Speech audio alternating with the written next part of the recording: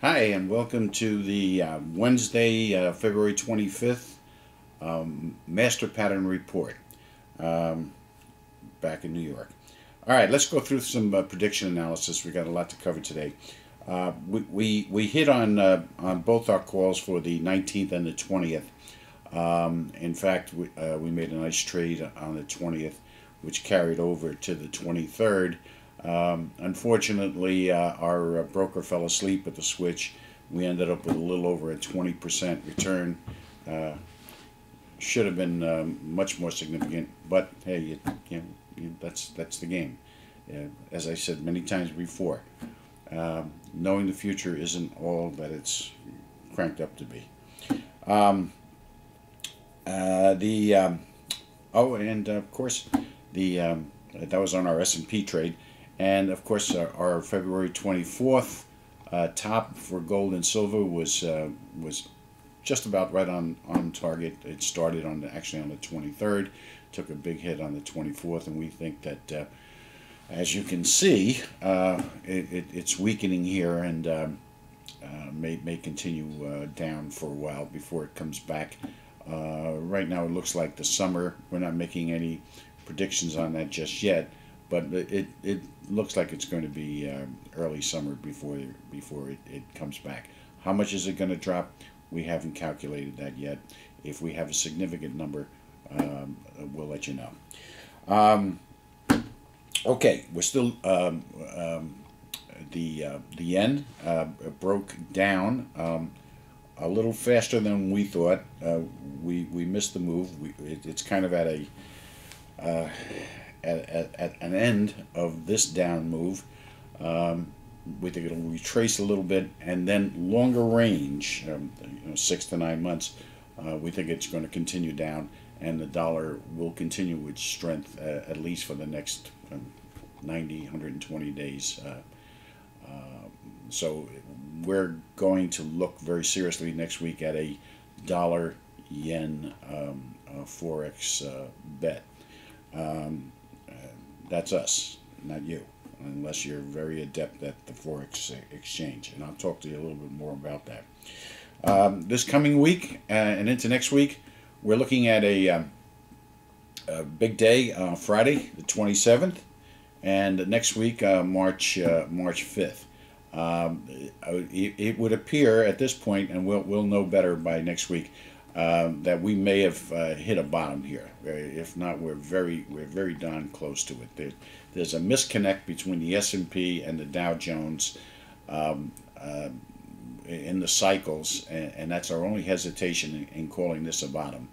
But we do think that we're very close to the bottom, and it may be time for that surge to occur. Okay, we did take a small position in oil on the 23rd,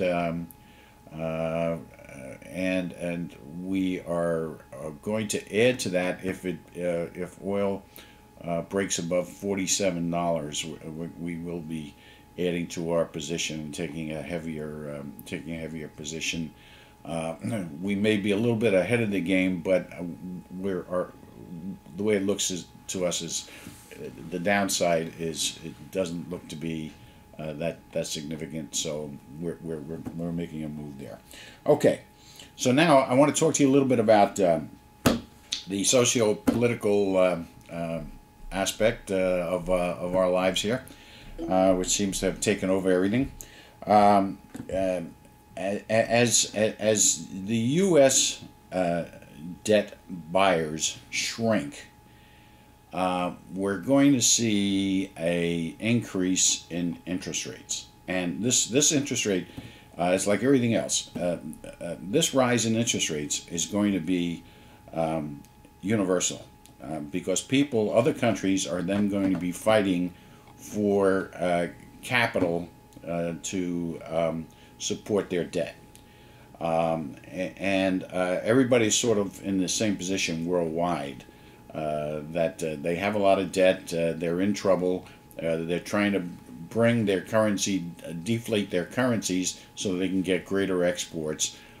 However, they are adding to their debt, and that requires that requires money from other countries, and we're very limited as to where we can go. China being the one country that that seems to be supporting the world right now, for God's sake, in this respect. So we will be looking for interest rates to start back up again very soon.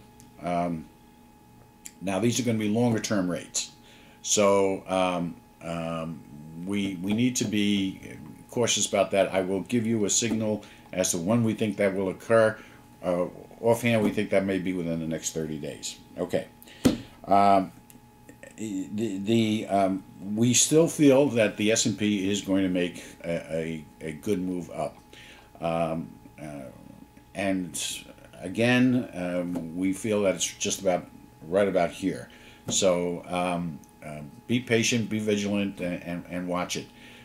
That's the good news. The bad news is this. When that market starts to roar and starts getting up there, watch the oil, because that will be your signal that oil is going to take off, and it will take off before the end of this year, and it will be high. Okay. Now, insofar as what's going on with the economy and what these knuckleheads are doing down in Washington and their phony baloney economists and whatnot who never worked a day in their lives in the real world, the problem is that they're doing a lot of talking, but they're not listening to the feet on the ground, the foot soldiers, people like you and I, who are experiencing a life in an altogether different planet than what they are, and have some much better ideas as to what to handle. This whole thing with the housing bailout is, it's a farce. Believe me, folks. We were in the mortgage business, and we still are to some extent. And there's no such thing as innocent people who had 100% or 105% mortgages. These people bought these houses out of one reason: greed. And now we're going to attempt to bail them out, and they're saying, well, these are legitimate people. Well, I beg to differ with you, Mr. President. They're not. These are the very people that maybe it's not the total picture, but a large part of what we have now is people who bought these homes who shouldn't have purchased these homes. They went out and borrowed money from mom and dad or brother and sister. They had 100%, sometimes 105, 110% financing. And then after a while, they refinanced it again and then put a home equity line on it. And we're going to bail these people out? It's wrong. It's wrong. And there are other ways of doing this. We discussed this. I have white papers on gilchristforum.net. This is not a path that we should be pursuing. It's wrong, and it's going to throw away a lot of money. And all the brilliant minds, they're not listening. We don't have a form of communication that we can express ideas and give them heads up, and that's hurting the country. By the way, that's what brought down the Roman Empire, that lack of communication. So keep that in mind. Okay. Expect the unexpected. All right? Expect the unexpected. Government is changing rules as it goes along, and right as of this point, Obama is winging it. And let's all hope and pray that it works out. We want to see this administration. We want to see the government do the right thing and help us along and prevent what, unfortunately, I think may be an eventuality. We don't like the way the rules are being changed, and we don't know what the rules are. So